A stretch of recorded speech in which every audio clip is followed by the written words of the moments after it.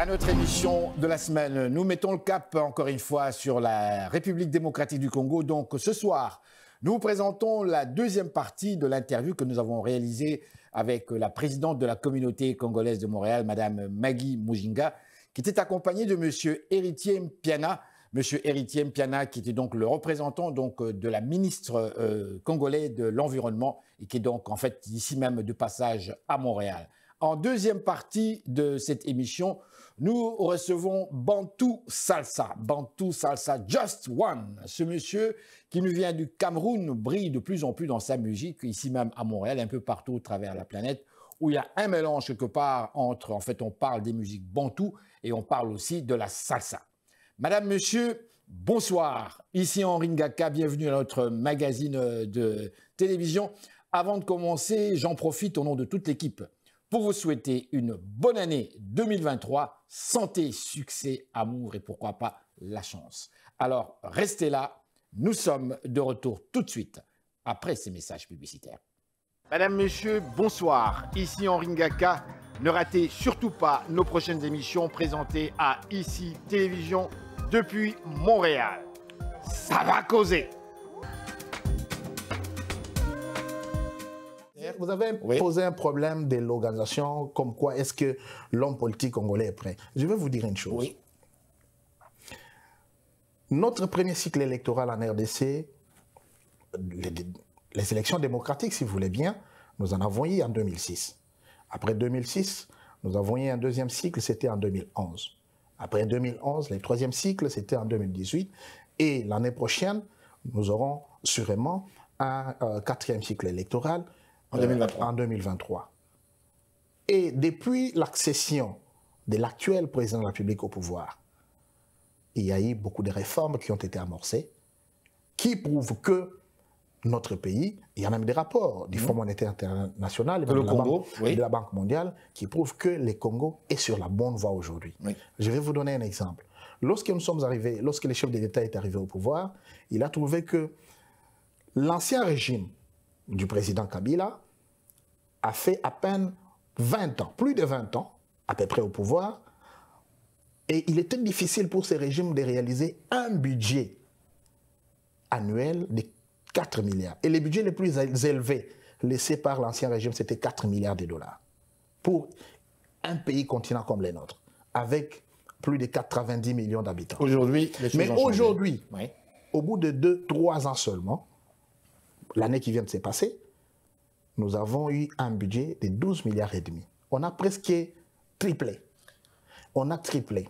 Non seulement qu'on a triplé, pour l'année 2023, on a revu nos ambitions à la hausse et le budget de l'État sera à 15 milliards de dollars tel que venait de l'adopter l'Assemblée nationale. Et donc, comme pour dire que nous sommes sur la bonne voie. Je ne vais pas m'arrêter par là. Il y a beaucoup d'autres réformes qui ont été amorcées. Le président de la République l'a dit dans son discours devant la nation, que ce soit en termes dans les secteurs de la santé, que ce soit dans les secteurs de l'enseignement, tout est en train d'être fait pour que notre pays soit dans les conditions les plus meilleures possibles, pouvant permettre à ce que quiconque voudrait venir comme investisseur dans notre pays, il vienne et qu'il arrive à gagner. Parce que là, il s'agit d'un partenariat gagnant-gagnant. Et nous avons des opportunités dans tous les compartiments. Que ce soit dans les secteurs miniers, que ce soit dans les secteurs agricoles, que ce soit dans les secteurs dans l'environnement, dans les secteurs de l'exploitation de crédit carbone. Nous avons des opportunités. Les investisseurs canadiens, les investisseurs québécois qui nous suivent en ce moment, s'ils ont la possibilité, nous les invitons dans notre pays et ils vont découvrir combien il y a de la merveille. Vous le dites avec en fait le grand sourire. Ah, bien sûr. Maître, on va laisser la parole quand même à Maître ici de pouvoir compléter. Allez-y. C'est que je peux juste dire, il y a des indicateurs pour évaluer l'évolution d'une société. Parce qu'on n'évalue pas la croissance d'une société comme la croissance d'un individu. Un individu, 60 ans, c'est beaucoup dans les cycles de vie humains. Mais 60 ans dans les cycles de vie d'un pays, c'est relativement jeune. Comme le directeur de cabinet vient de le dire, les pays comme les États-Unis ont mis des centaines d'années à être ce qu'ils sont aujourd'hui. Mais un élément, un investisseur, quand il vient dans un pays investir son argent, il s'attend avec un retour sur investissement.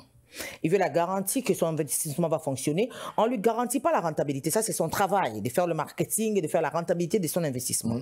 Mais un gouvernement lui garantit la sécurité de son investissement et puis la sécurité de ce qu'il va amener comme intrant dans son investissement. Au Congo, dans les dernières années, ça veut dire 2019-2020, l'actuelle administration a remis en fonction l'inspection générale des finances. L'inspection générale des finances est une institution qui permet de vérifier la saine gestion des deniers publics. Ça, c'est un indicateur de taille lorsqu'on veut savoir si un gouvernement est sérieux dans ses affaires. Ce qui ne se faisait pas avant. Ce qui ne se faisait pas avant. L'inspection des finances existe depuis les années 80 en République démocratique du Congo. Mais en 2013, il y a eu un arrêté ministériel du Premier ministre à l'époque qui a juste décidé que l'inspection des finances ne fonctionnerait plus. Nous avons au Canada, nous sommes dans un pays des droits, la justice fonctionne, les cours et tribunaux fonctionnent. Nous avons au Congo la Cour des comptes. La Cour des comptes qui existe depuis plusieurs années, qui a toujours existé. C'est une juridiction qui est censée vérifier la saine gestion des deniers publics. Mais une juridiction qui a été mise en léthargie, sans moyens, sans personnel. Elle était dans une situation de fait, de non-fonctionnement. Aujourd'hui, c'est carrément revenu. Aujourd'hui, elle a repris du lest. Il y a eu plusieurs arrestations. Le gouvernement a redonné du lest à la Cour des comptes pour travailler, pour s'auto-inspecter, s'auto-vérifier, s'auto-analyser pour savoir est-ce qu'on est sur la bonne voie ou pas. Ça, en termes d'indices, d'analyse ou d'indices d'évaluation d'un gouvernement, ce sont des signaux forts. Vous, en tant que présidente de la communauté congolaise, vous êtes en contact certainement avec tous les milieux pratiquement canadiens, québécois, y compris les milieux des affaires canadiens. De par vos conversations, de par vos contacts, avez-vous eu cette impression depuis l'arrivée du nouveau gouvernement comme tel que ces milieux-là s'intéressent un peu plus, qu'ils vous écoutent au moins, qui sont curieux quand même de pouvoir connaître, de pouvoir s'intéresser aux affaires au Congo, malgré le fait qu'il y a une guerre à l'Est. Et ils ne sont pas dupes, nombreux parmi eux savent, connaissent les origines de cette guerre. Vous savez, Henri, le milieu d'affaires canadien connaît très bien la République démocratique du Congo. Je vais vous surprendre. Lorsque vous allez au niveau d'affaires mondiales, c'est le département des affaires étrangères qui est en contact avec les pays étrangers. Mais affaires mondiales dépend de plusieurs ministères. Oui. On a les affaires étrangères, on a Patrimoine Canada. J'en parle parce que Patrimoine Canada, c'est le ministère qui s'occupe des organisations culturelles ou ethniques. Oui. Ça veut dire les organisations qui regroupent les immigrants. Donc nous autres, la communauté congolaise, nous sommes un organisme communautaire, on dépend de Patrimoine Canada. Donc Affaires mondiales travaille avec Patrimoine Canada, il travaille avec le ministère de la coopération internationale. Alors on a souvent des rencontres avec Patrimoine Canada.